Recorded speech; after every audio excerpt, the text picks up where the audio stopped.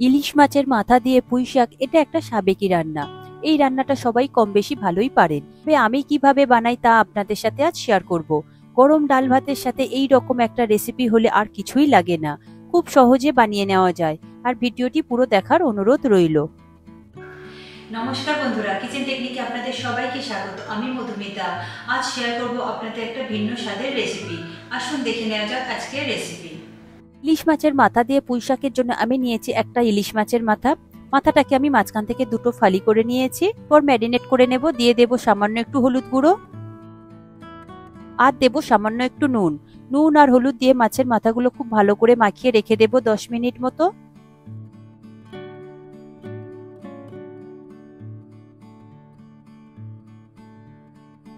হলুদ মাখানো হয়ে গিয়েছে, এবারে মাছটাকে সরিয়ে রাখবো।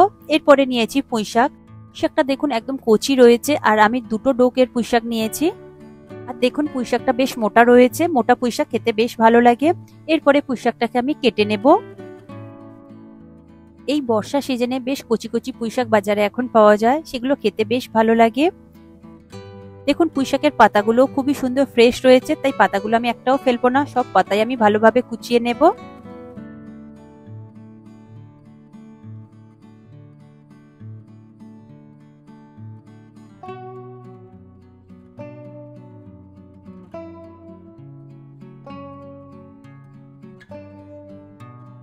দেখুন পাতা আর পুঁই শাক আমি ভালোভাবে কুচিয়ে নিয়েছি। আমি পুঁই শাকের সাইজটা এরকম রেখেছি, আপনারা আপনাদের পছন্দ মতো রাখবেন।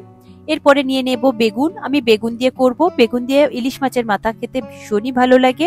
দেখুন আমি সরু সাইজের বেগুনটা নিয়েছি, আপনারা যে কোনো বেগুন নিতে পারেন। এরপরে বেগুনটাকে আমি একটু লম্বা লম্বা করেই কেটে নেব। তবে এই সরু সাইজের লম্বা বেগুনটার টেস্ট কিন্তু খুবই সুন্দর। এগুলো দেশি বেগুন হয়, ভীষণ ভালো লাগে খেতে। আর এই বেগুনের দানাটাও অনেকটা কম হয়।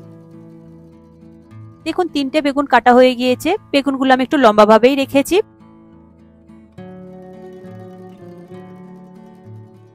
এরপরে নিয়ে নেব একটা বড় সাইজের আলু।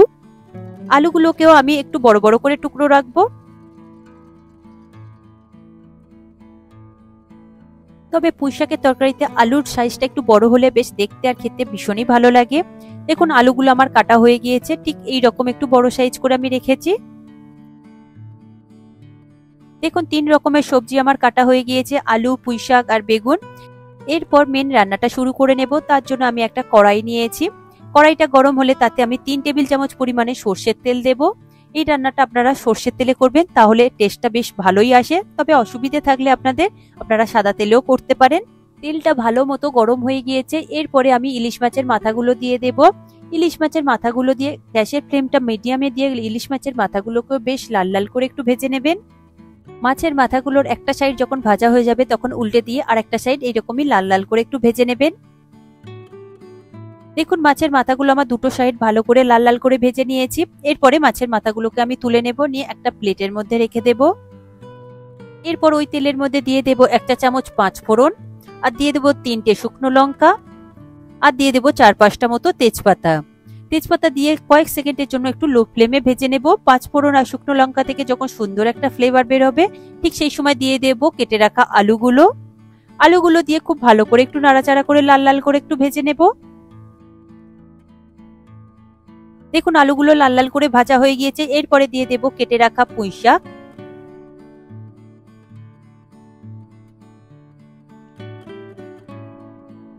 পুঁই শাক দেওয়ার পরে গ্যাসের ফ্লেমটা হাইতে করে পুঁই শাকটাকে খুব ভালো করে একটু মিশিয়ে নেব।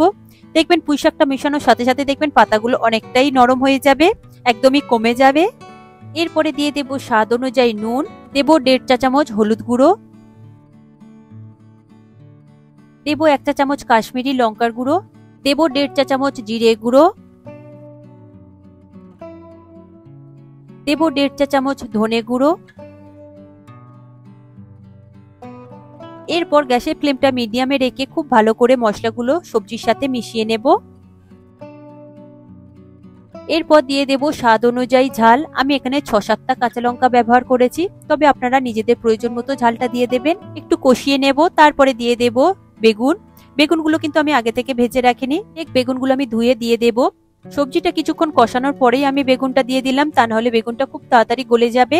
এরপর পুঁই শাকটা খুব ভালোভাবে কষিয়ে নেব। কষানো হয়ে গেলে এটাকে আমি ঢেকে দেব 5 থেকে 6 মিনিটের জন্য। ঢেকে দিয়ে তারপরে আবারও আমি এটাকে খুলে দেখব। ঢাকা খুলে কষানোর পরে এরপরে আমি পরিমাণ মতো জল দিয়ে দেব। তবে আপনারা পুঁই শাক আলুটা সিদ্ধ হওয়ার মতো সেই পরিমাণে জল দেবেন। জল দিয়ে একটু মিশিয়ে নেবেন, তারপরে এটাকে ঢেকে দেবেন। আমি ঢেকে দিয়ে এখানে 8 থেকে 10 মিনিটের জন্য লো ফ্লেমে হতে দেব, যাতে পুঁই শাক আর আলুটা খুব ভালোভাবে সিদ্ধ হয়ে যায়। তারপরে ঢাকা খুলে আমি মাছের মাথাগুলোকে দিয়ে দেব। মাছের মাথাগুলো আমি পুঁই শাকের সাথে একটু ভেঙে দেব, এতে করে টেস্টটা অনেকটাই বেড়ে যায়। তবে আপনারা চাইলে গোটা গোটাও রাখতে পারেন, তবে এতে টেস্টটা একটু কম আসবে। খুব ভালো করে মিশিয়ে নিয়েছি। এরপরে 2 মিনিট মতো আমি এইভাবে হতে দেব। তবে মাঝে একটু আমার কাশ্মীরি লঙ্কার গুঁড়ো দিয়েছিলাম, একটু কালারটা কম লাগছিল তাই। দেখো রেডি হয়ে গিয়েছে আজকের ইলিশ মাছের মাথা দিয়ে পুঁই শাক। এরপরে এটাকে গরম গরম ডাল ভাতের সাথে সার্ভ করে নিন। দেখুন খেতে অসম্ভব সুন্দর হয়েছে। দেখুন রেডি হয়ে গেল আজকের আমার রেসিপি ইলিশ মাছের মাথা দিয়ে পুঁই শাক বেগুনের চচ্চড়ি।